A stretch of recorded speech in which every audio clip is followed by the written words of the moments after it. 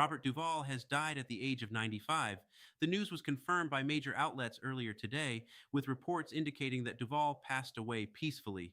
According to initial reporting, he died surrounded by family. At this time, no foul play or sudden circumstances have been suggested, and those close to him described his passing as natural and expected at his age. For many, the announcement felt less like shock and more like a heavy pause. 95 years is a long life.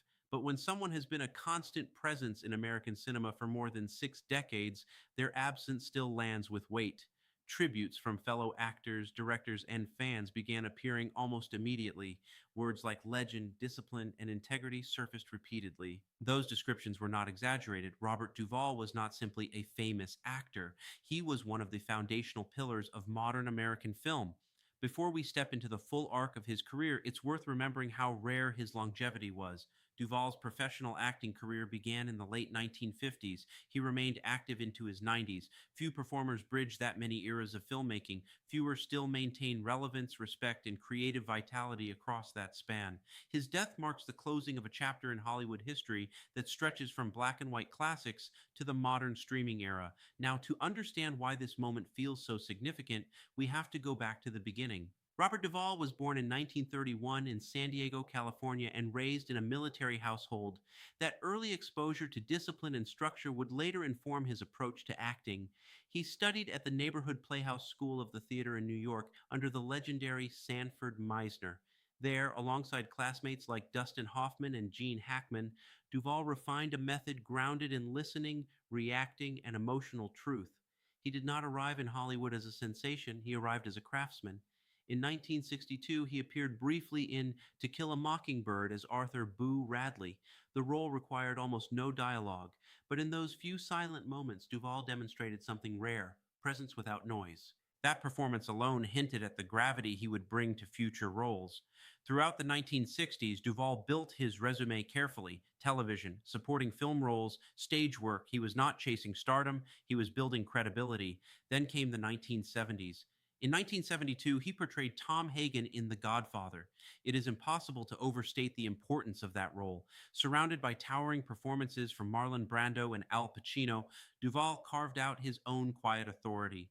Tom Hagen was measured, thoughtful, and essential to the Corleone family structure. Duvall's restraint anchored the chaos around him.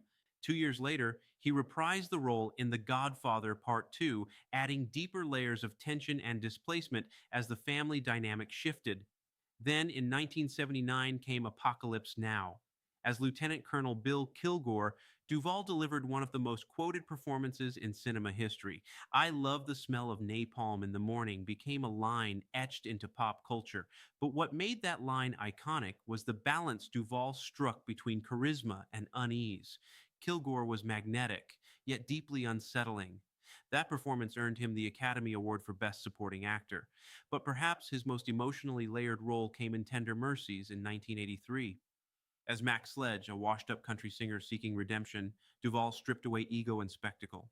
The performance was raw, vulnerable, and restrained. It earned him the Academy Award for Best Actor, and it reinforced what made him extraordinary: range. Duvall moved effortlessly between mob conciliere, war colonel, broken musician, Texas rancher, and conflicted patriarch. In Lonesome Dove and Open Range, he embodied the American West with authenticity that felt lived rather than performed.